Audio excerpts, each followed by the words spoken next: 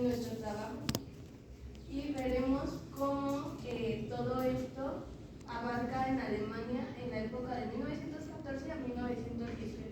Y bueno, nosotros escogimos Alemania porque pues, son los protagonistas de la Primera Guerra Mundial. Algunos historiadores piensan que son culpables, otros que pues, eran víctimas de su época, pero es lo que nosotros vamos a analizar y esperemos que sea de verdad. Bueno, pues antes de comenzar, para evitar que tiene. vamos a tener los antecedentes y me gustaría citar una frase de un libro que dice: Alemania, ¿pero dónde está? Yo no sé encontrarla. En la antigüedad, la parte occidental y meridional era parte del Imperio Romano y para alrededor del siglo V, el colapso de este mismo imperio trajo una crisis de invasiones bárbaras, entre ellas los germanos que se establecieron en este territorio. Los germanos tuvieron grandes influencias que a finales del siglo VI y a principios del siglo VII agotaron el cristianismo.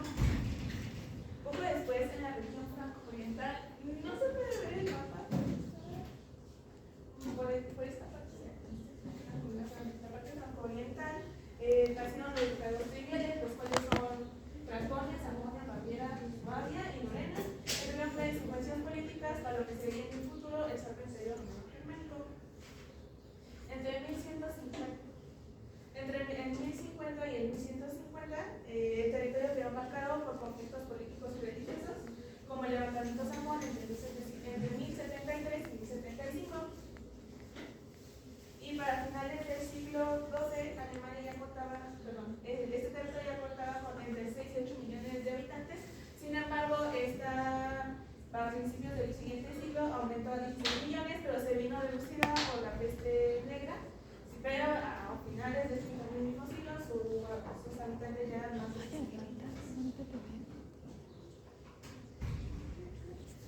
Luego tenemos la reforma y la fragmentación.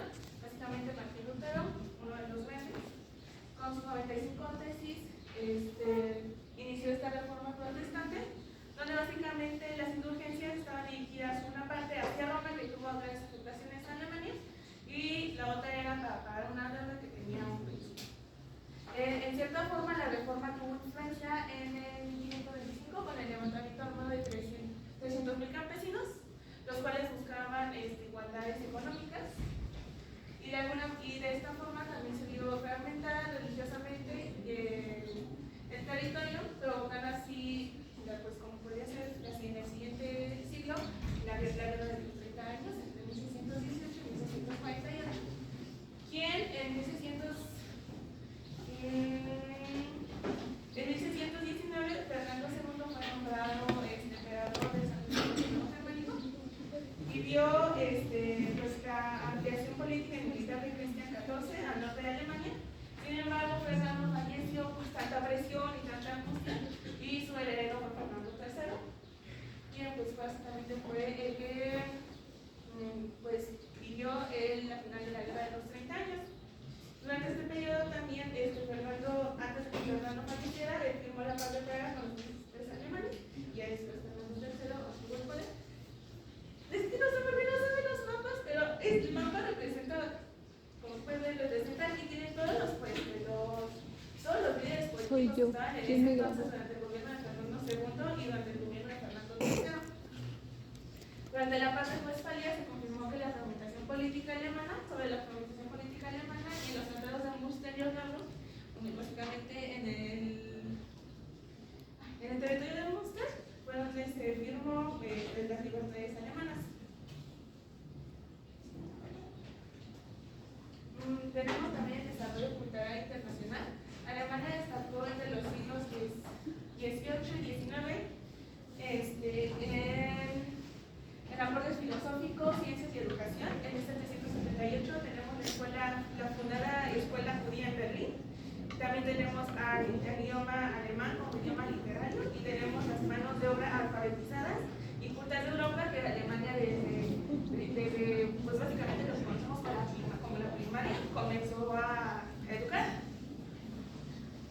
Después tenemos la unificación de Alemania en 1871 con Otto von Bismarck. Otto von Bismarck lideró la unificación tras varias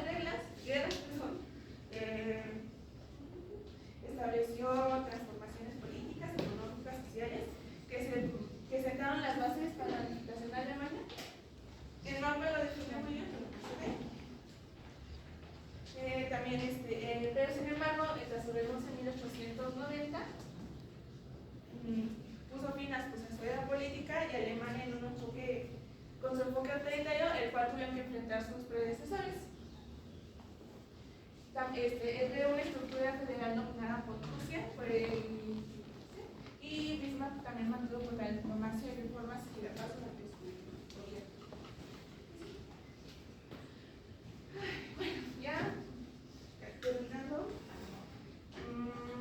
después de Bismarck, Guillermo II adoptó una política exterior más agresiva, lo cual provocó grandes avances en Alemania, que volviéndola una de las potencias europeas, y también hubo crecimiento industrial y económico acelerado. Sin embargo, estas tensiones crecieron durante su gobierno y pues fue clave que dieron camino hacia la Primera Guerra Mundial. Y hay una frase que dice sin duda, de que lo más influyente de la Alemania que elimina es el hecho de que culminara en el estallido de la Primera Guerra Mundial.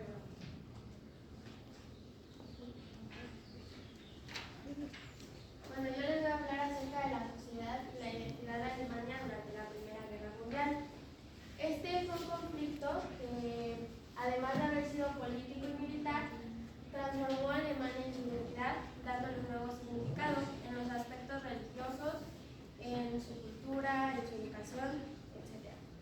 Bueno, la cultura alemana se encontraba profundamente influenciada por el militarismo prusiano, que tenía como valores muy fundamentales la disciplina, la obediencia y la autoridad. Esta mentalidad se veía muy reflejada en su política exterior y pues su manera de enfrentarse en este conflicto. A diferencia de otras potencias, Alemania no poseía una tradición diplomática que fuera capaz de pensar en términos de equilibrio de poder, lo cual dificultaba la búsqueda de compromisos y fomentaba una visión del mundo en base a la confrontación del poder.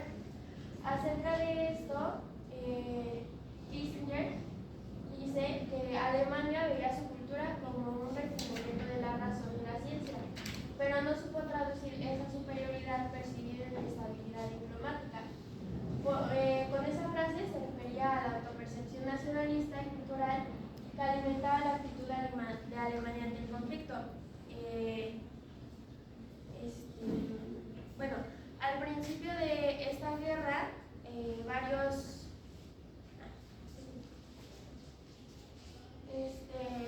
intelectuales y artistas mostraron su apoyo, ya que pensaban que era como un renacimiento espiritual.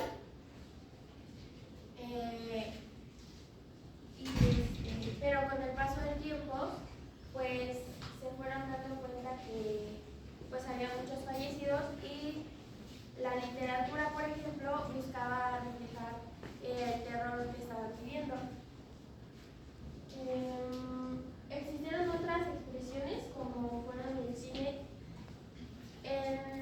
que apenas empezaba a surgir en ese tiempo, pero fue importante ya que proyectaban victorias militares, escenas de armonía que buscaban esperanzar, al igual que la música, que en ese tiempo se utilizaba como propaganda sobre pues, la ideología que se tenía. Otro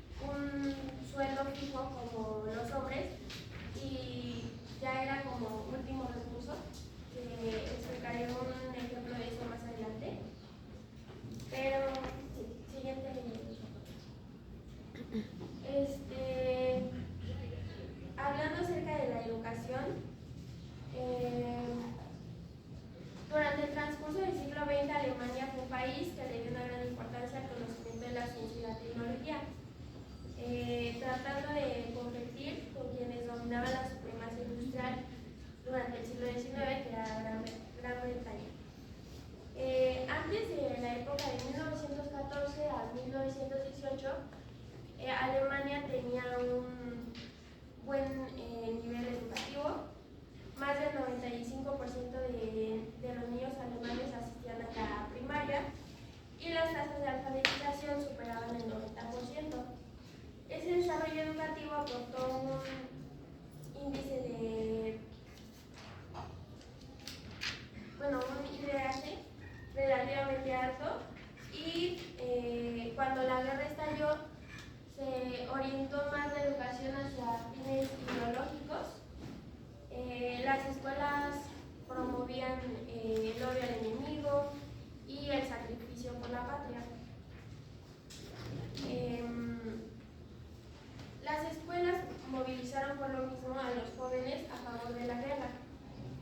En algunos casos más duros y ciudades que se encontraban en peores posibilidades que otras, entre 1916 y 1917, las escuelas eran utilizadas por los niños como refugios, pero también habían vacaciones extensas ya que pues querían ahorrar recursos como la luz. A pesar de que durante este conflicto el sistema educativo alemán experimentó tensiones importantes, por ejemplo la desigualdad del acceso al estudio, mantuvo mucho de su estructura tradicional que se enfocaba en orientar la formación de élites y se encontraba altamente estratificado. Se implementaron nuevos métodos como lo fue el Notabitur, que fue un examen que realizaban los hombres para poder terminar sus estudios antes y poder ir a empezar a la guerra. De acuerdo a un artículo, la escasez del personal educativo era mayormente porque el 80% de profesores eran hombres y 2/3 se iban al ejército. Entonces, en Rusia se prohibía a las mujeres profesoras dar clases a grupos mixtos o de puros hombres. Esa norma tuvo que ser modificada o cambiada de emergencia para poder impartir clases, pero eso no mejoró la carga que tenían de trabajo. Durante la guerra, Alemania se consideraba a sí misma como una fuerza religiosa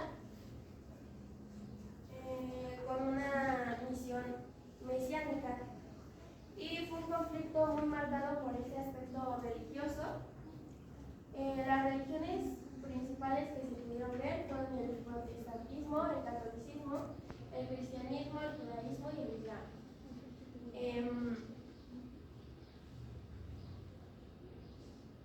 La religión dominaba completamente el pensamiento de los individuos, y Jenkins, autor de la obra La Gran y Santa Guerra, como la Primera Guerra Mundial se convirtió en una cruzada religiosa, dijo: la religión era parte del aire que respiraban, el enemigo era un malvado enemigo satánico. La influencia de las creencias, tanto de apariciones sobrenaturales como las ideas que tenían las personas, durante esta época jugó un rol muy importante. La mayoría de los combatientes en la Primera Guerra Mundial eran cristianos, y Alemania se encontraba principalmente dividido en dos religiones que integraban a más del 95% de la población: el protestantismo, que era la mayoría religiosa en el norte y el este, y el catolicismo, que representaba aproximadamente 1/3 de la población y predominaba en el sur y el oeste. Por todo lo anterior, el factor religioso se convirtió en un terreno de tensiones emocionales, ideológicas y existenciales. Como pueden ver, al inicio del conflicto había pues muchas religiones, muchos pensamientos, pero conforme fue pasando el tiempo se llegó incluso a cuestionar la existencia de Dios, ya que se encontraban cartas o diarios personales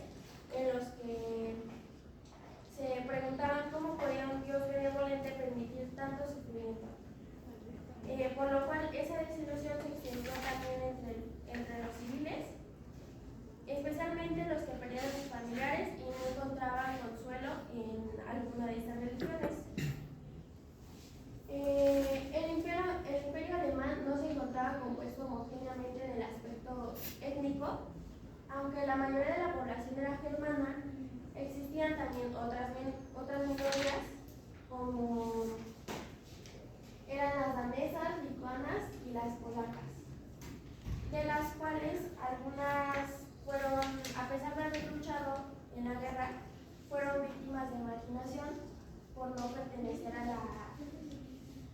la cultura alemania pura, que era lo que ellos llamaban.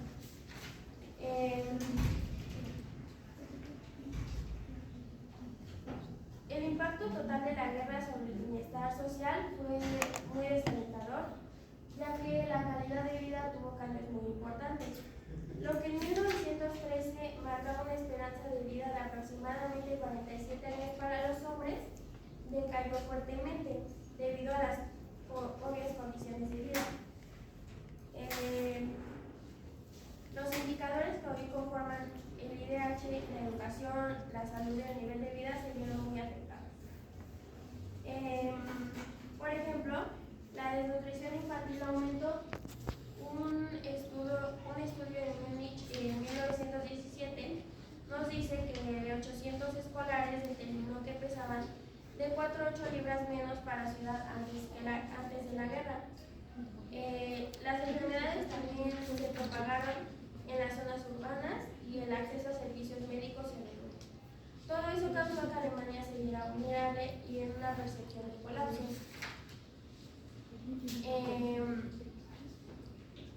En diarios, relatos y autobiografías de regiones urbanas en Alemania, el recuerdo más agudo de los niños era el hambre que llegaron a pasar. Y se llevaron a cabo algunas medidas que buscaban ver por el bienestar de los niños. Pues finalmente fue un conflicto que afectó completamente la identidad de Alemania. Bueno, yo voy a hablar sobre el bloqueo, colapso, hambre, hiperinflación y fracaso económico de Alemania. Para muchos este es el factor más importante de la derrota de Alemania. Lo primero es que debemos tener en cuenta es que Alemania en 1914 era la segunda potencia industrial más grande del mundo, pero también dependía muy fuertemente en alimentos y materias primas, dependiendo del 30% de alimentos y 50% de materias primas del exterior. Esta particularidad fue algo que detonó que perdiera Alemania y la población se viera muy afectada en esto, ya que en agosto de 1914 del mismo año, Alemania tuvo un bloqueó las entradas del océano de Alemania. El gobierno en ese punto subestimó gravemente la capacidad de resistencia de los aliados. Yo les voy a hablar del llamado socialismo de la guerra, un sistema planificado de economía centralizada de Alemania que implementó en 1914. ¿Esto qué quiere decir? El Estado asumió el control directo de las fábricas, minas, transporte y distribución de alimentos. Fueron puestos bajo administración militar y con cuotas de producción estrictamente controladas. Para financiar el conflicto bélico, no subieron nunca impuestos, porque para ellos el subir impuestos era el temor del descontento del pueblo. Alemania recurrió masivamente a la emisión de deuda. Desde 1914 y 1918 se lanzó 9 series, ¿qué son estas? Son bonos de guerra. Se recaudaron una astronómica cantidad de 85 mil millones de marcos. Esta deuda equivale al 150% del PIB de Alemania en 1918. El marco alemán sufrió una depreciación acelerada en la guerra, perdiendo el 75% de su valor frente al dólar entre 1914 y 1918. Los salarios reales cayeron aproximadamente un 60%, destruyendo el poder adquisitivo de los trabajadores de clase media y clase alta, y obviamente los de clase baja. Las familias que dependían de los ahorros o rentas fijas, en 1918 se necesitaban más de 10 marcos para comprar lo que en 1914 costaba un marco. Los precios alimentarios básicos como la patata aumentaron un 1.300%, mientras que la carne se volvió inaccesible. Aquí les voy a hablar del bloqueo alimentario. que es el bloqueo del hambre, que el bloqueo surgió el hambre, ya que el 50% de los alimentos eran mezclados, provocando la peor crisis alimentaria de la historia de Alemania. Durante el famoso invierno del Lago de 1916 a 1917, la ración diaria promedio se redujo a apenas 1000 calorías por persona, menos de la mitad del mínimo necesario para la supervivencia. El gobierno imperial implementó en 1915 uno de los sistemas de racionamiento más estrictos de la historia moderna, controlado por Kreisverwaltung, o ese que era el oficial de Alemania en la guerra. Cada ciudadano recibía cartilla que limitaba el acceso a productos básicos, que eran 200 gramos diarios de pan mezclado con harina y patata, 100 gramos semanales de carne, frecuentemente baja calidad, y un solo huevo mensual. El carbón para la calefacción también fue racionado severamente, con asignaciones que no pudieron pasar los 50 kilogramos por familia en el invierno. Estos controles generaron un extenso aparato burocrático de más de 20.000 funcionarios dedicados exclusivamente a la distribución de alimentos. La escasez extrema generó una floreciente marco del mercado negro, que empezó a mover el 30% de los alimentos en Alemania. Los precios de estos circuitos ilegal era astronómico. Un kilo de mantequilla pasó de costar de 3 marcos a más de 50 marcos en 1918, mientras que un kilo de azúcar podría alcanzar los 25 marcos, frente a 1 marco antes del conflicto bélico. Las autoridades realizaron redadas periódicas, las llamadas Razzies, que decomisaban hasta el 80% de alimentos en tránsito en toda Alemania. Walter Radium, como director de la Oficina de Materias Primas de la Primera Guerra Mundial, implementó el primer sistema moderno de economía planificada en Occidente. Su organismo centralizado controló alrededor del 70% de los recursos, confiscó el 90% de la existencia de cobre y el 85% de níquel. Para 1918, la producción industrial alemana había caído más del 40%, a niveles que no se tenían previstos en 1913.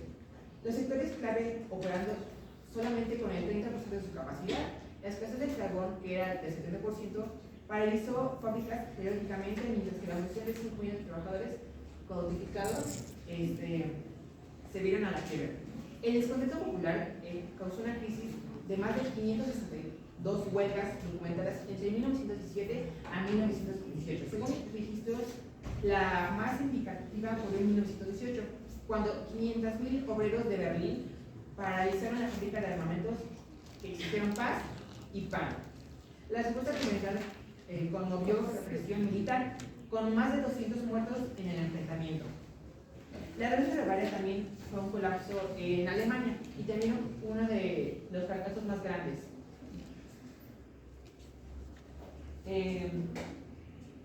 Ya que esto se provocó más de una deuda de más de 150 y también la pérdida de marco.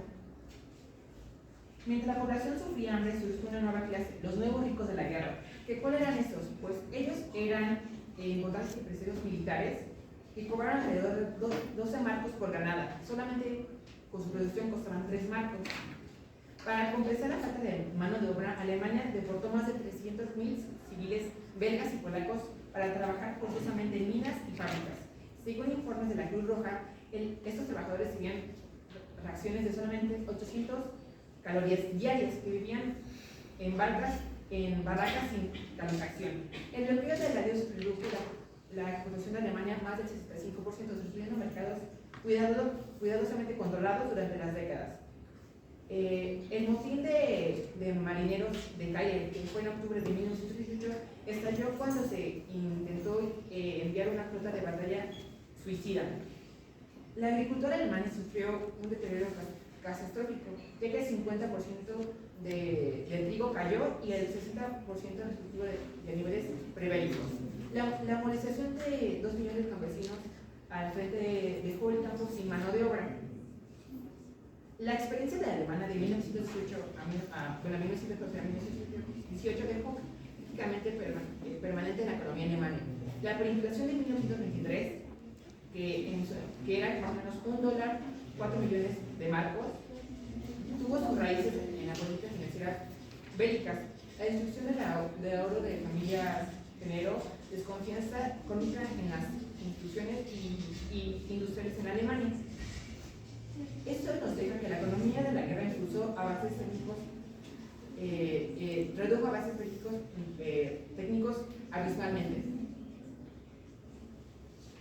Y por último, el caso de Alemania de 1914 a 1932 se estudia como un paradigma de los límites de la economía y de la guerra total, que primero, uno, demostró que ninguna planificación central puede compensar la falta de recursos bélicos. Dos, las finanzas inflacionarias conducen inevitablemente al colapso monetario. Y tres, las economías industriales son vulnerables al bloqueo de materias primas. Yo voy a hablar acerca del sistema político interno de Alemania. Vamos a recopilar algunos fragmentos del libro de Kissinger, que fue el que estuvimos leyendo durante la clase. De acuerdo a este libro, la Primera Guerra Mundial no tiene un solo culpable, sino es el poco control de enfoque a lo que verdaderamente era importante de los gobernantes de las potencias que mis compañeros mencionaron anteriormente. Como ya conocemos, el gobierno era el gobierno estaba equilibrado de acuerdo a Bismarck, que fue sustituido en 1890. Bismarck tenía un gobierno equitativo, es decir, repartía los territorios y todos estaban contentos. Sin embargo, el propósito de Bismarck era evitar conflictos para, de acuerdo a que Alemania está en el centro de Europa, y quería evitar conflictos de acuerdo, porque sabía que Alemania iba a tener una desventaja. Después de esto después de Bismarck, que fue en 1890, que lo destituyeron de acuerdo a Guillermo II, el cual fue el Kaiser de Alemania durante 1914 a 1918. Bueno, nacido Guillermo II, el Kaiser de Alemania durante el periodo de la guerra de 1914 a 1918. Guillermo II tenía ideologías de violencia, de utilizar gobernar el país de acuerdo a la fuerza bruta. Era un gobernante joven, igual su gobierno fue hereditario. Guillermo II elegía al canciller de Alemania, el cual era von Bülow, que de igual manera tenía ideologías que contrastaban con Guillermo. Ambos querían que Alemania tuviera un reconocimiento internacional y sobre todo pues que ellos estuvieran reconocidos y pasaran a la historia. Ellos dos tenían la intención de crear una flota poderosa para tener el control del comercio.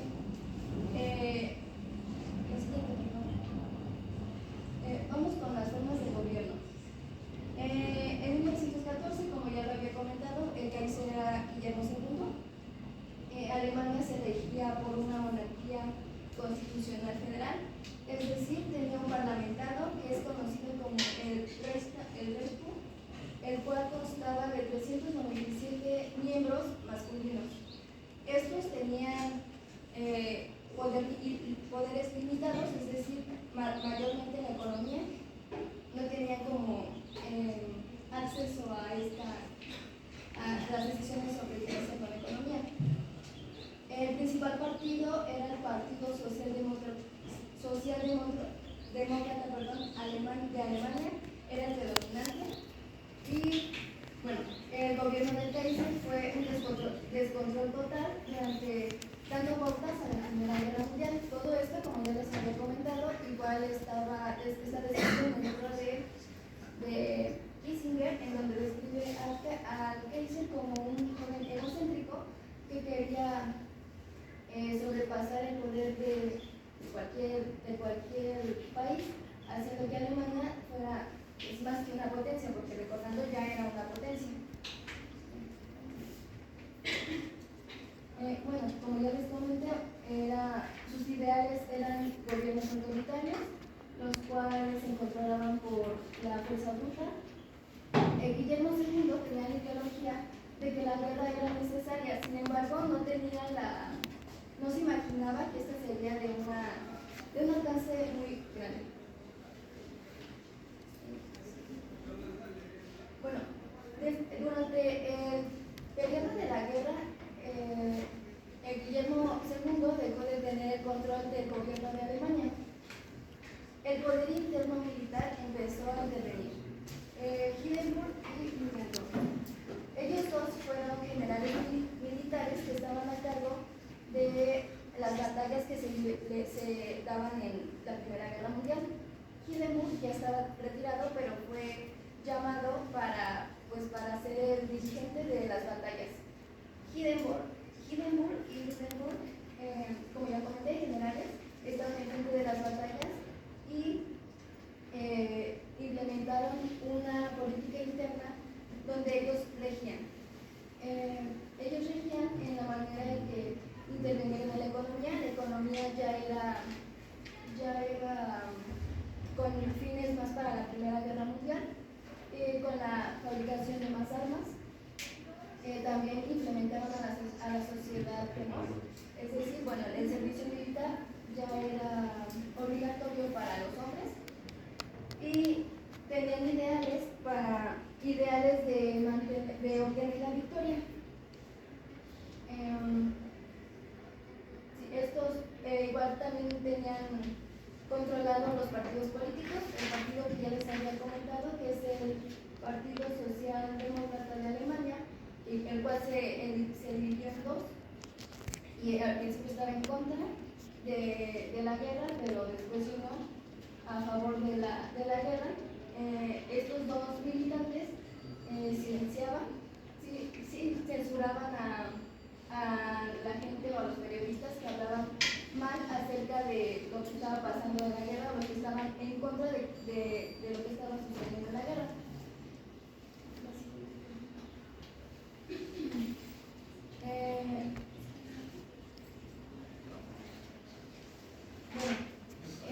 La caída de Guillermo. Después de este control de los militares hacia Alemania, el parlamentado y otros países que estaban involucrados tenían que poner un alto a la guerra. Por eso, en 1918, en noviembre de 1918, cuando la guerra estaba a punto de terminar, los recursos para la guerra ya no eran suficientes. Los daños eran muy grandes, entonces tenía que terminar.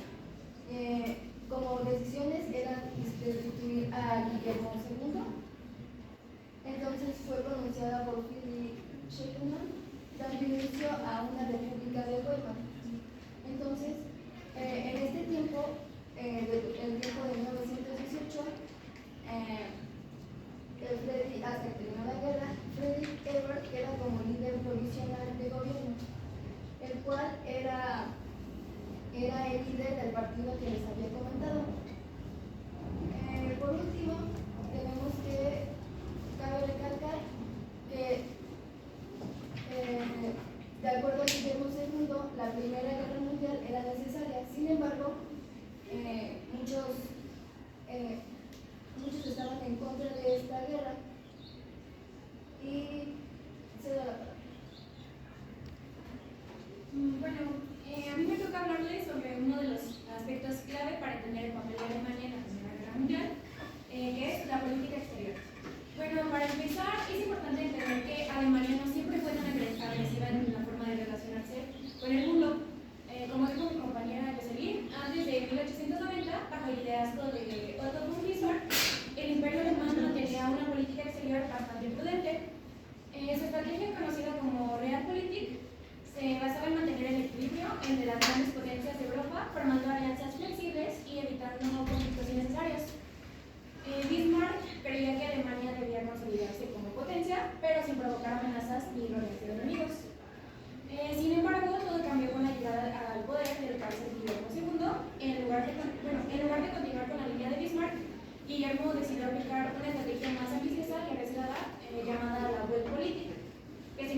política mundial.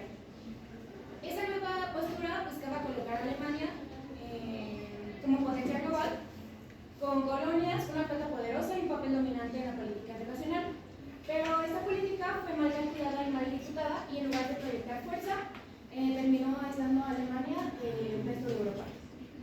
Mientras países como Francia, Reino Unido y Rusia fortalecían sus alianzas, Alemania se quedaba con un solo aliado, pues el Imperio Austrohúngaro, que ya mostraba señales claras de debilidad interna y conflictos étnicos. Como lo dice Margaret Macmillan, Alemania optó por una política exterior más impulsiva que racional, perdiendo lo que Bismarck había construido durante años, un sistema de contención y equilibrio.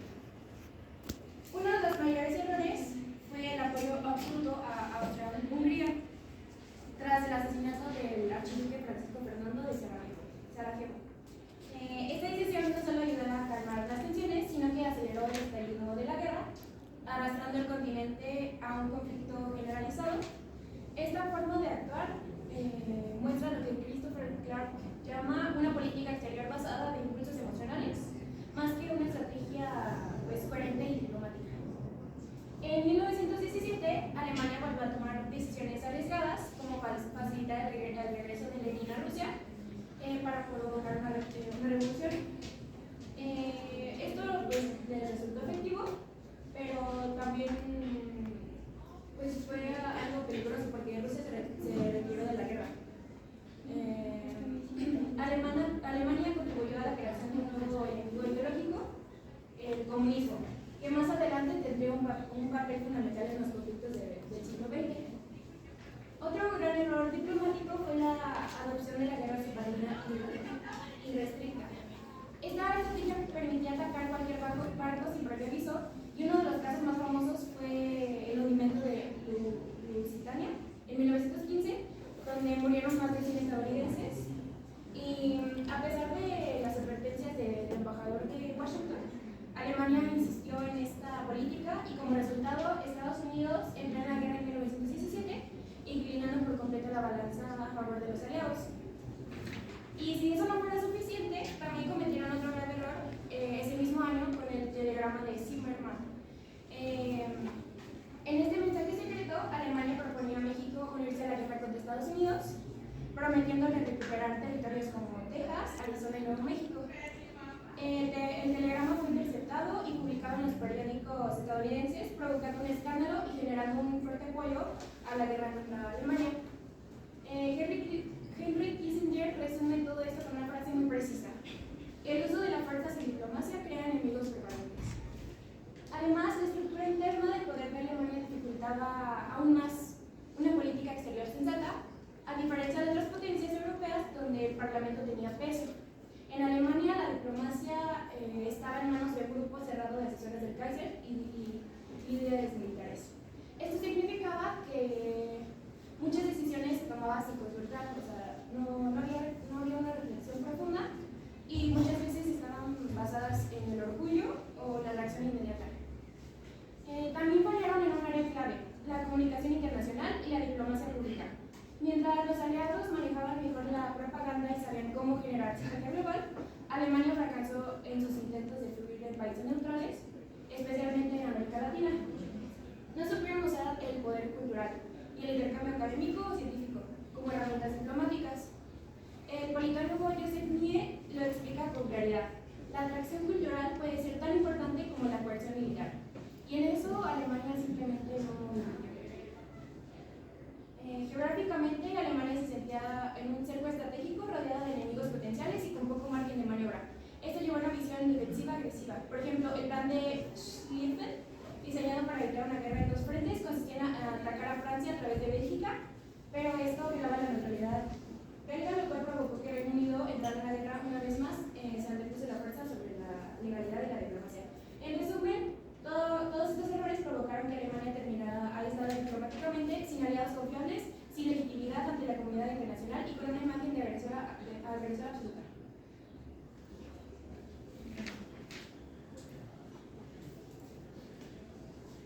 Bueno, pues para Alemania esta guerra no fue solo una confrontación militar, sino que también tuvo muchos cambios para toda su nación. Para empezar,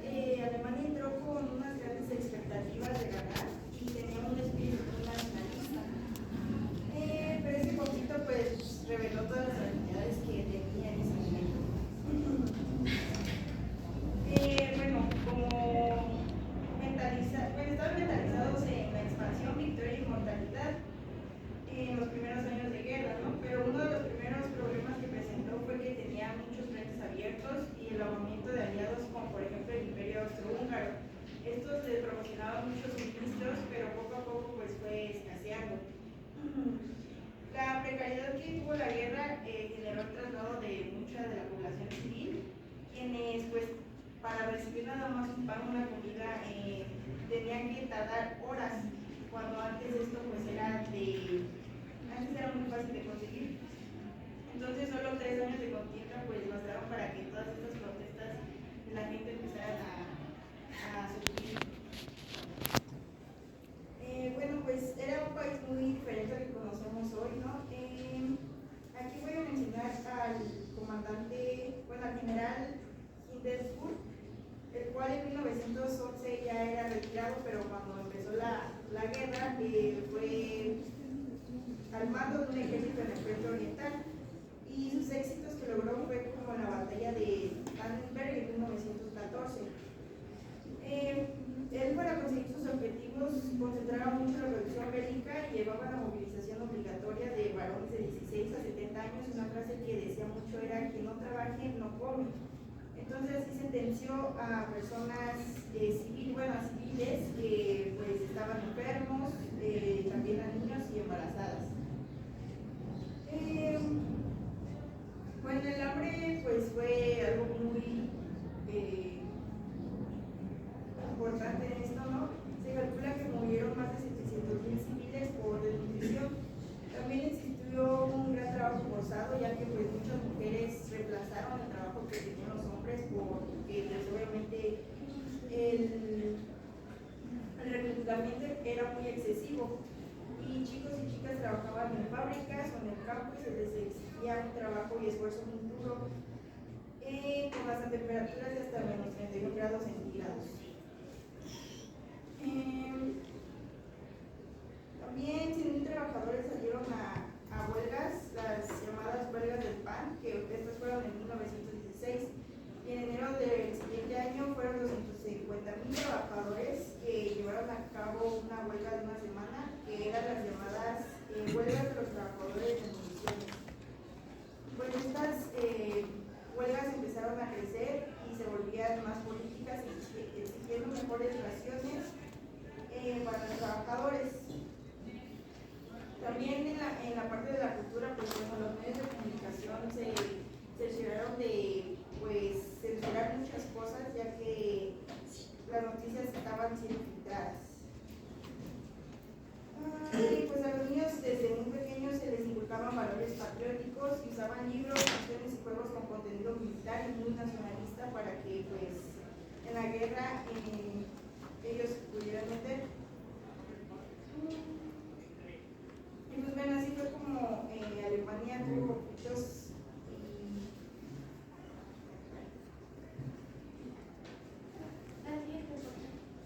Bueno, ahora vamos a hablar acerca de Guillermo II, y bueno, yo les nombré este capítulo, que es el 8, Guillermo II, víctima de su época. Y bueno, vamos a ver rápidamente una lista de Kissinger, que no sé si alguien me la pueda leer. En esta lista de ver todas son las evaluaciones que no pueden demostrar sinceramente de lo que se está haciendo. Será juzgado por la historia y según la sabiduría con que se haya enfrentado al cambio inevitable, entre todo por lo bien que haya conservado la paz. Muy bien, leemos: será juzgado por la historia según la sabiduría con que se haya enfrentado y por lo bien que haya conservado la paz. Entonces, en el tiempo de este apartado, pues ustedes van a juzgar a Guillermo II y ustedes van a ver si fue un buen estadista o fue un mal estadista. ¿Conservó la paz? No lo sé. Y bueno, vamos a ver brevemente a Bismarck, que ya se nombró, entonces puedes pasar a la siguiente, por favor. Bueno, vemos que era un estadista, un buen estratega, y bueno, él hizo el Tratado de Resguardo, que es acerca de reaseguro, que es acerca de una alianza entre Rusia y Alemania. Pero Bismarck estaba ya pensando a pocos años de hacer este tratado que podría haber una posible guerra. Entonces aquí vemos una carta que escribe Bismarck al emperador de ese tiempo, y bueno, aquí está dirigido a Guillermo I, y no sé si otra persona me lo puede leer, por favor.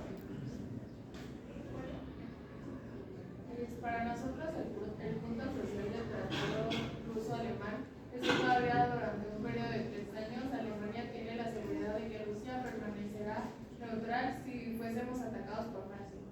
Vista la situación interna y los acontecimientos en Francia, considero, ante la perspectiva de una posible perturbación de la paz en Europa, mucho más verosímil una agresión de Francia contra Alemania que una guerra en Oriente contra Rusia. La 1871-1970. Entonces vemos que él dice, ante la perspectiva de una posible perturbación de la paz en Europa. Es decir, él hizo este tratado con la seguridad de que no hubiera una guerra, pero vamos a ver que nuestro personaje Guillermo II rompe este tratado o ya no le da seguimiento a este tratado. ¿Puedes pasar la siguiente, por favor? Entonces, ¿por qué es importante el tratado de seguro? Bueno, ya lo mencioné, para evitar una posible guerra, pero también vamos a ver, bueno, no les voy a leer los artículos, son muy largos. En el artículo 1 va a hablar acerca de que se tienen que mantener neutrales y menciona a Austria y a Francia para que no haya una guerra, y si hay una guerra que entre ellos dos van a apoyar. En el artículo 4 vemos que esto tiene una vigencia de 3 años. Esto es importante que lo tomen en cuenta, la vigencia de 3 años. Y en el artículo 5 vemos que este es un tratado secreto, es decir, yo no se lo puedo compartir a los demás países el tratado que tenemos tú y yo de mantenernos en paz. Bien, por favor. Y bueno, vamos a ver a nuestro personaje, aquí lo muestro con un niño, y bueno, vamos a ver cómo estuvo un poquito marcado su infancia. Entonces, nuestro personaje era bravucón, y esto lo dice Bismarck, que es un hecho de compensar que nació con el brazo deforme. Es decir, entonces, como él nació con el brazo deforme, pues como lo reflejaba, mostrando más fuerza, siendo más, pues sí, como le dice bravucón. Y entonces esto se veía reflejado en Alemania. Alemania, a pesar de que era fuerte, de que tenía recursos, se sentía amenazada de que los demás países pudieran declarar la guerra. Y es por eso que empezaron a fabricar armas, empezaron a hacer posibles planes en caso de una guerra. También vamos a ver que, Bismarck lo describe como alguien tímido y, como ya se había mencionado, deseaba el reconocimiento internacional para Alemania. Y bueno, ¿cuáles fueron sus acciones? Decide no renovar el tratado de reaseguro, y Guillermo creía que Dios lo había puesto donde estaba, y es por eso que trataba de meterse en los aspectos sociales, económicos, políticos de su país, pero también tomaba decisiones muy deprisa, es decir, no tenía nada de paciencia, y bueno, esto hacía que cometiera ciertos errores. Siguiente, por favor. Y bueno, vamos a ver que ya después, por límite de tiempo no se los voy a poder decir todo, pero hace un libro, y bueno, son sus memorias donde él escribe o dice por qué no sería el culpable de la guerra. Y bueno, me hubiera gustado decirles esto, hay una revista que habla acerca de propaganda que se hacía, esta es de Estados Unidos, esta es de Gran Bretaña, y ese es de cómo se veía. Si lo ven, un hombre alto, fuerte, con su uniforme, que no mostraba debilidad, pero en el interior era alguien tímido, que trataba de ocultar tal vez su deformidad en el brazo, mostrándose como alguien fuerte y bravo.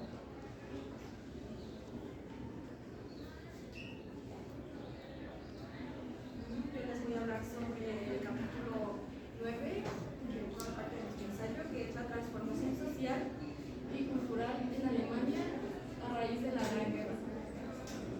La derrota de Alemania tras esta guerra, el firma del Tratado de Versalles en 1919, provocaron una crisis nacional. El país fue responsabilizado por todo este conflicto y perdió muchos territorios.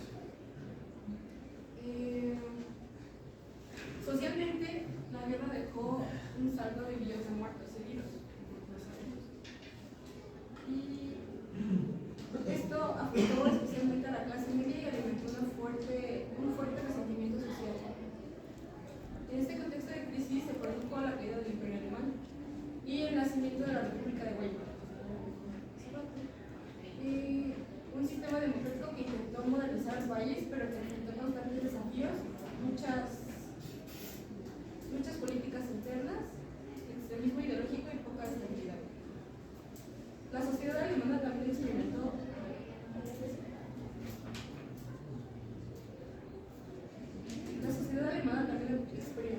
una serie de transformaciones culturales muy significativas.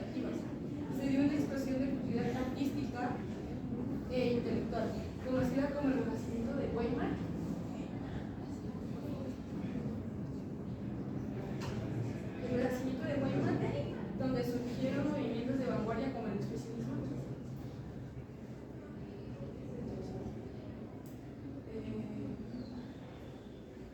El dadaísmo y la nueva objetividad que expresa el marxismo.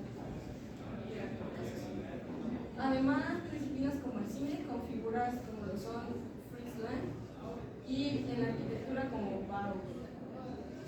Y la literatura florecieron con una mirada crítica y renovada. También se produjeron cambios en los roles sociales, especialmente el papel de la mujer. Que esto ganó más visibilidad, haciendo que las mujeres ganaran más visibilidad en el ámbito laboral y político. La cultura urbana también se transformó con nuevas formas de vida, mayor libertad y expresión individual.